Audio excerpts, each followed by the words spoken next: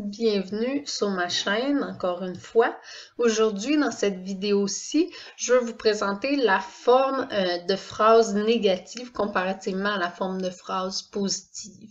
On a plusieurs formes aussi de phrases qui ne sont pas représentées dans votre matière première cette année pour la simple et bonne raison que c'est pas nécessaire de voir ça tout de suite et c'est peut-être des notions un petit peu plus poussées que vous allez voir plus tard. Les questions que vous allez avoir sur les formes de phrases ne concerneront pas les formes qu'on n'aura pas vues.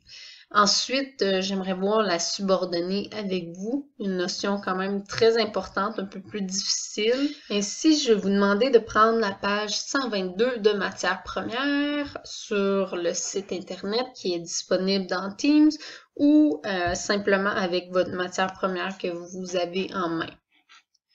La phrase de forme négative. La phrase négative est une phrase transformée par un marqueur de négation formé de ne et d'un autre mot. On a tendance à penser que c'est toujours ne pas, mais il y a d'autres options. Elle s'oppose à la phrase de forme positive. Voici des exemples de phrases négatives. Ici, on a l'ajout d'un adverbe de négation qui encadre le verbe ou l'auxiliaire. C'est ce qu'on connaît le plus. On est le plus habitué avec ça. Ne pas. Et ça, je vous l'ai déjà dit en exemple en faisant des arbres syntaxiques, peut-être rapidement, là, mais ne pas, c'est toujours un adverbe, même s'ils sont séparés par un mot. Exemple, j'ai visité le musée du Louvre. Je n'ai pas visité le musée du Louvre. Ou je n'ai jamais visité le musée du Louvre. Ajout de ne devant le verbe et remplacement d'un déterminant par un déterminant de négation. Par exemple, aucun, nul, pas un, plus un. Des visiteurs ont payé leur entrée. Donc, on peut changer le déterminant des ici et dire pas un visiteur n'a payé son entrée. On peut aussi ajouter le ne devant le verbe et faire le remplacement d'un groupe du nom ou d'un pronom par un pronom de négation. Cette femme a vu toutes ses pièces. Personne n'a vu toutes ses pièces. Donc, je ne sais pas si vous voyez la différence ici entre ces deux exemples-là. C'est que là, on a changé tout le groupe du nom, cette femme. Ici, on a juste changé le déterminant qui était avant le nom dans le groupe du nom. À la forme négative, le déterminant de remplace les déterminants un, une, des, du ou de la en tête du groupe du nom complément direct. Donc, si on change une phrase et qu'il y a un complément direct qui est un groupe du nom commençant par des, il faut changer cela. Nous n'avons pas acheté de bibelots au lieu de dire nous n'avons pas acheté des bibelots. Maintenant, vous êtes prêts à faire les exercices concernant la forme négative de la phrase. Je vais vous demander de faire un pause sur la vidéo et de revenir avec moi pour continuer les pages et voir la subordonnée. Allez prendre la page 124 si ce n'est pas fait. La subordonnée, qu'est-ce que c'est? La subordonnée est une phrase car elle a un sujet et un prédicat. Elle diffère cependant de la phrase de base parce qu'elle débute par un subordonnat. Par exemple, qui, où, quand, avant que, afin que, et plusieurs autres. La phrase subordonnée ne peut exister seule. Elle est enchâssée dans une autre phrase. Là, je vous invite toujours à utiliser le bon métalangage, les bons mots en termes de la grammaire du français. Mais si on veut dire ça d'une autre manière plus simple, la phrase subordonnée, elle ne peut pas être simplement seule en dehors de la phrase. Elle est enchâssée dans une autre phrase, ce qui veut dire qu'elle est insérée à l'intérieur de l'autre phrase. Regardons l'exemple. Le bateau de croisière qui a quitté le port ce matin était gigantesque. Béatrice parle bien espagnol depuis qu'elle a habité 6 mois au Venezuela. Excusez-moi. Vous voyez ici, je ne peux pas prendre les phrases subordonnées seules. Je ne peux pas juste dire dans une phrase « Qui a quitté le port ce matin? » Là, vous pensez « Ah oui, ça se dit, c'est une question. » Non, non, juste comme ça, mettre un point après, ça fonctionnerait pas. Je pourrais pas dire depuis qu'elle a habité 6 mois au Venezuela, point, on a l'impression qu'il y a quelque chose qui s'en vient. Alors, on voit qu'ici, on peut pas les enlever. C'est des phrases enchâssées, mais elles ont quand même un sujet et un prédicat. La subordonnée relative, je vous dirais que c'est la plus populaire, si on peut dire, aussi une des plus simples à comprendre. La subordonnée relative est une phrase enchâssée dans un groupe du nom. Donc, c'est sa particularité à la subordonnée relative, c'est qu'elle est enchâssée dans un groupe du nom. Elle est introduite par un pronom relatif, par exemple « qui » ou bien « où ». C'est ceux-ci qu'on va voir le plus souvent. Exemple, le carnaval qui a lieu chaque année à Rio attire de nombreux visiteurs. On voit ici, on avait le groupe du nom, le carnaval, et on a inséré la subordonnée relative après le nom carnaval. La phrase qui contient une subordonnée relative est formée à partir de deux phrases ayant un élément commun. Par exemple, phrase 1, ces randonneurs ont trouvé un refuge. Phrase 2, ils pourront passer la nuit dans ce refuge. Par exemple, dans un texte, on a tendance peut-être, mais ça dépend, il y a deux types de personnes. Il y en a qui écrivent vraiment pas beaucoup, ou il y en a qui écrivent, puis là, ils ont toujours trop de mots. C'est peut-être parce que vous utilisez pas beaucoup de ces trucs-là, des subordonnés, parce que ça va réduire un peu notre espace. On veut dire deux idées ici par rapport au refuge. Il y a une façon de le faire en une seule phrase. Voici notre phrase transformée où on a enchâssé une des phrases dans l'autre. Ces randonneurs ont trouvé un refuge où ils pourront passer la nuit. La phrase 1 contient le GN dans lequel on enchâsse la phrase 2. Celle-ci devient la subordonnée relative.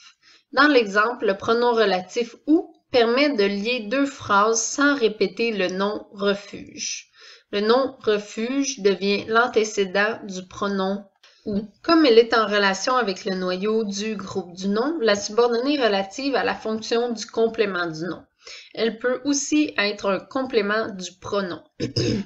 Cette randonnée attire ceux qui aiment l'aventure. Alors maintenant qu'on a vu la notion, je vais vous demander de faire les exercices. Faites le plus que vous pouvez. Je sais que cette notion-là est un petit peu plus difficile que les types de phrases, par exemple, mais essayez et relisez la notion au besoin. Et on se retrouve juste après les exercices pour voir la suite.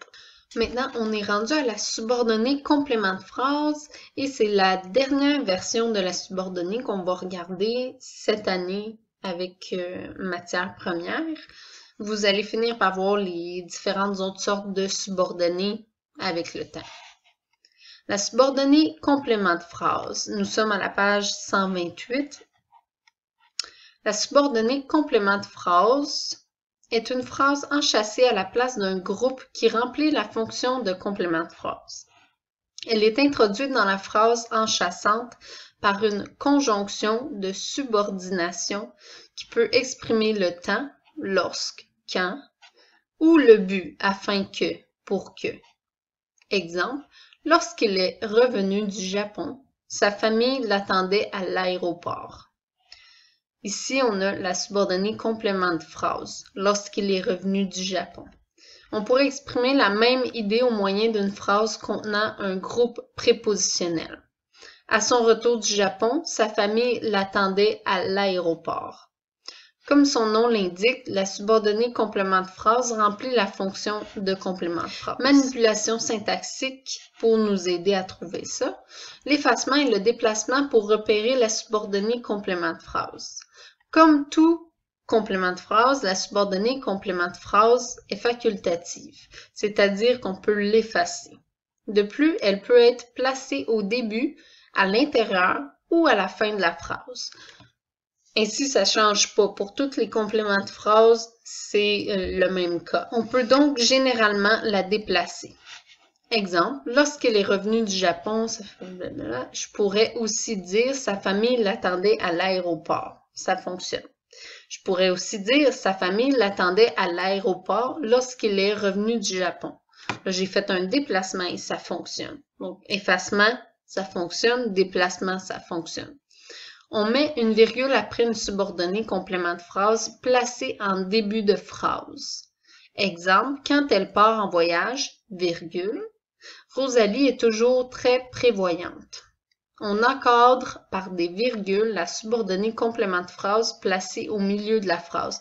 Quand on dit encadrer, c'est pas littéralement faire un cadre autour de ça, mais c'est encadré au sens qu'on en met une avant, une après.